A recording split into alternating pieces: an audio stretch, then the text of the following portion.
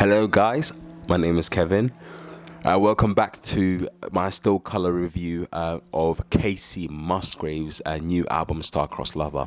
And before I get into the album, guys, I would like to thank you all for subscribing and, more importantly, engaging with our content. We're super grateful, and because of you lot's engagement, we've managed to surpass 500k.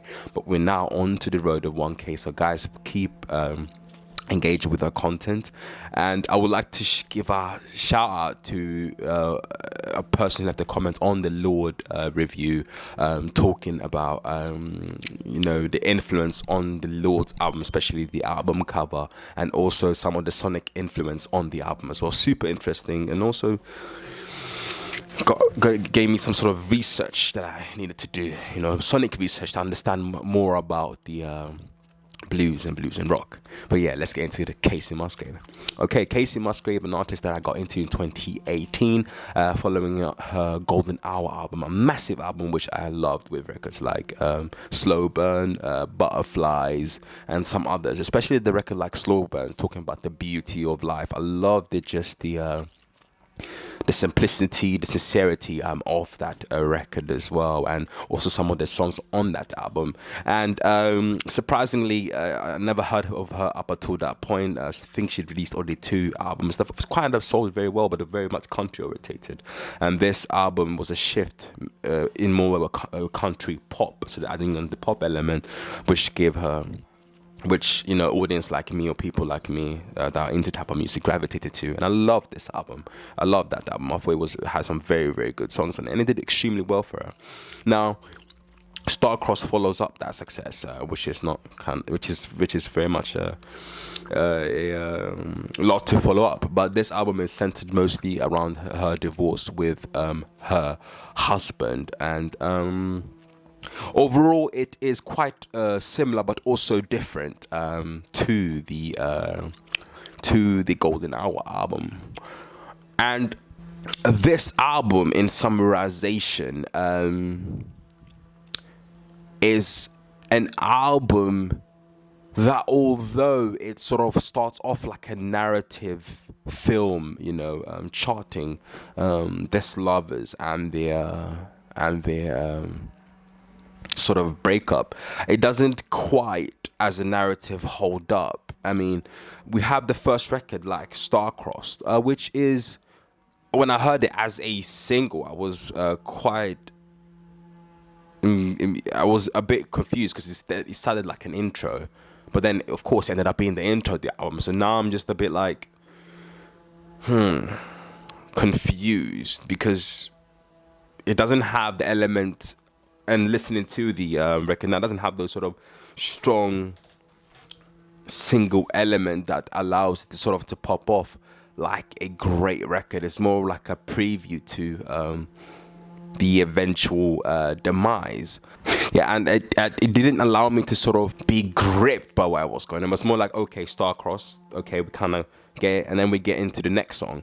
The next song, Good Wife, is probably my favorite song about this album, and it's Kacey Musgrave talking about, pleading for God to help her to be a good wife. And he's got this sort of beautiful, sort of like, elegant, sort of like guitar, but also like Spanish like influence, with this like a little bit of the flamenco, similar to the intro record on the album, and also mostly on the album as well. And her performance is really great on that performance, with her sort of slightly a little bit of auto-tuning in some parts of the record as well. But what holds the record mostly up is the perspective that she holds on that song about wanting to be a good wife and allowing her husband to be essentially himself. And I thought that was quite interesting. And then it follows up to a record like Cherry Blossom, which is actually quite similar to, again, Golden Hour, which sort of like it's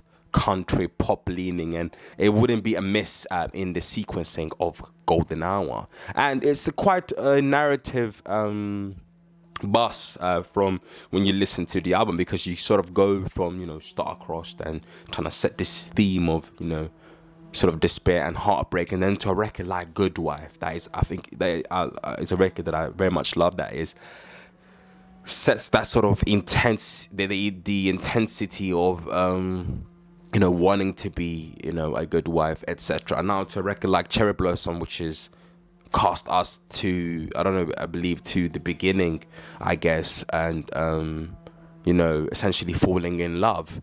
And it was very odd and very confusing, because from then on it follows up with a record like Simple Times, which I think would have fitted if it would have been straight after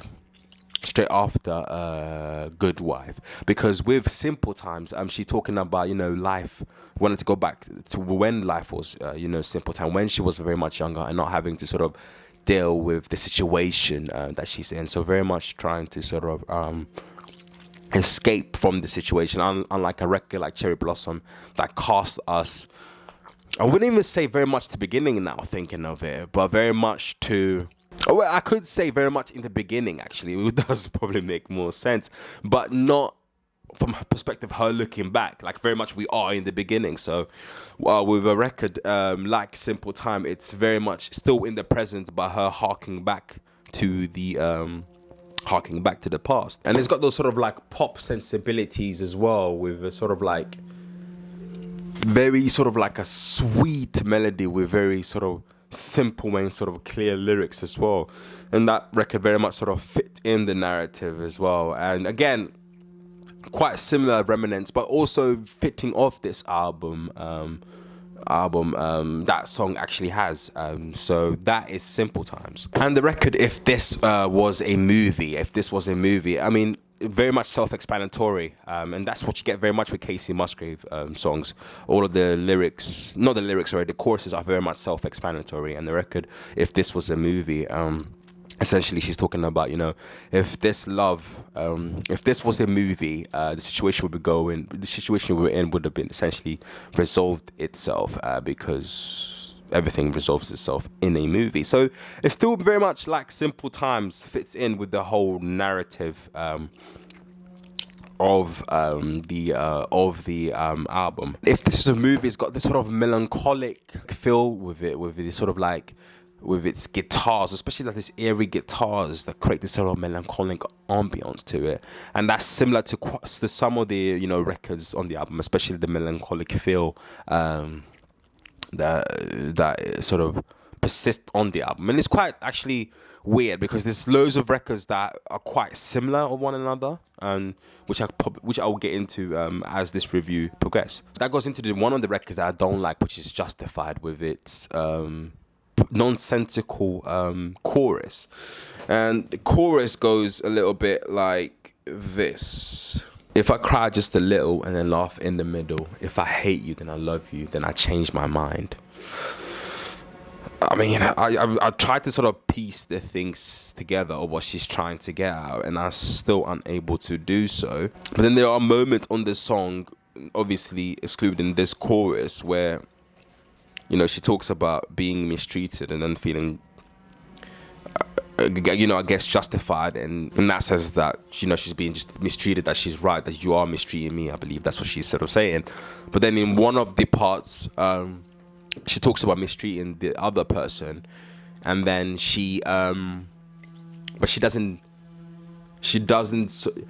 says, I'm a little justified. I mean, again, very confusing. I tried to sort of make some sort of sense of what she was trying to get. I think I got a little bit of some sense of it, but really and truly was a bit nonsensical. So that's one of the records that I very much disliked on the album.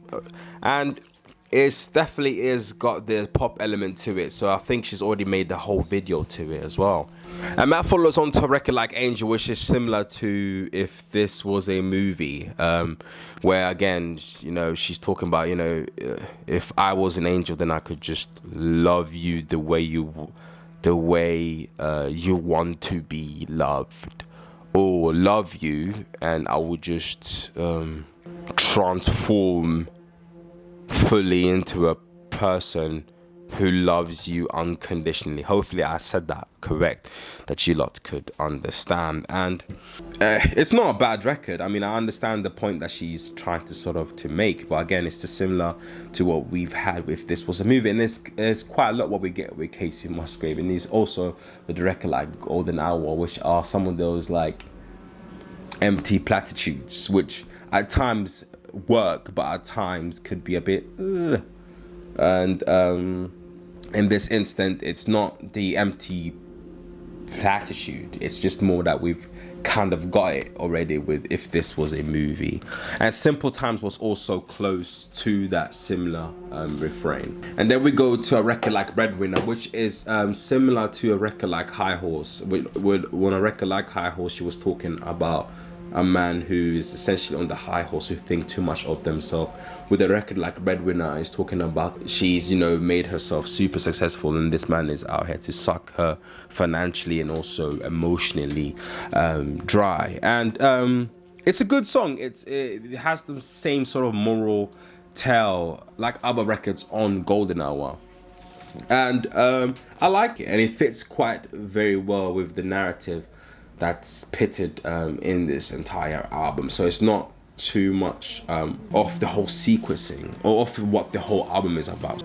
And then of course we follow then Camera, which is another melancholic record that, you know, essentially she's looking back on her camera to sort of see the pictures that they were taken when things were going well, and then feeling sad about it.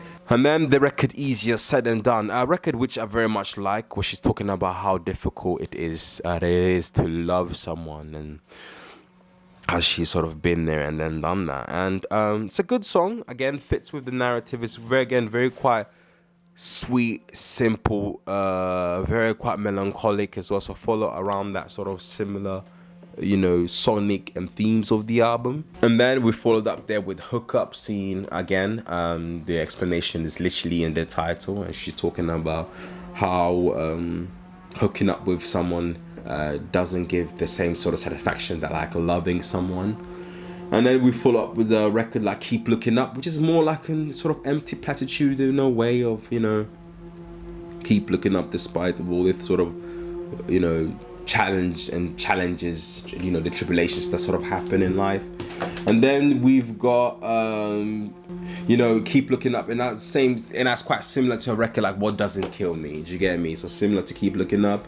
And then There Is a Light, and then Gracias a la Vida, which I feel is a little bit different to some of those records as well. So as you can sort of see from this sequencing, it starts off quite melancholic, quite sober, you know, in terms of the beginning session, and then towards the end we have some sort of conclusion or some sort of like a burst through the light. And my gripe with this album that she doesn't quite go deep into what the issues may have been, and not for us like TMZ way, you know, what to sort of understand or know what made it fuck up, but more or less if talking about something without actually revealing about that person. So it may, let's be, if it was an abusive relationship, then talk about abuse, but more in a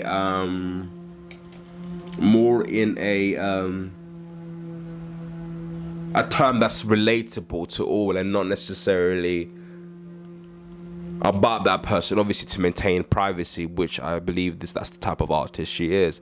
I think the best example could be Michaela Cole's TV show. She was very well of talking about things, but it still was educational. That's the right word that I was going for.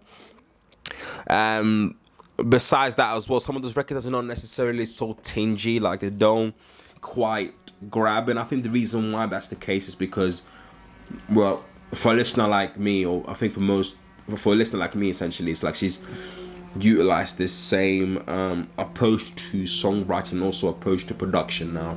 Like maybe it needs a little bit of change, maybe it needs a little bit of spice, maybe a little bit more intensity, especially the intensity to grab us, you know, of how difficult, you know, the relationship could be. Do you get me? That, you know, I wouldn't say the drama. Drama is probably the wrong word with it, but the intensity of it all.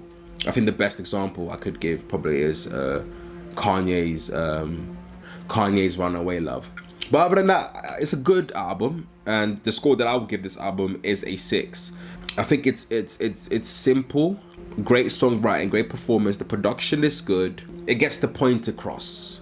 It doesn't really go quite deep into relationship or what could make or break relationship. We don't quite get to emotionally sort of to feel the intensity and the sort of the sadness of it all. And I believe through adding more those depths, we could have get quite deeper. But then again, I believe that's type of artist Kacey Musgraves slightly is, because we do get those sort of empty platitudes or not going quite deep in with a record, even on a record like Golden Hour, because I thought that there were some of those records that I wasn't quite catching up. But yeah, guys, that is my review of the Kacey Musgraves Star-Crossed Lover. Guys, if you thought this album was cool, tell me why. If you thought it wasn't cool, tell me why. What you thought could be change or improve the buy, let me know. And guys, again, thank you all for subscribing and liking our content. Will come with more content, and also guys, do check out Pick and Mix playlist, which has similar sort of sounds to this album. Anyway guys, have a good evening. Thank you all.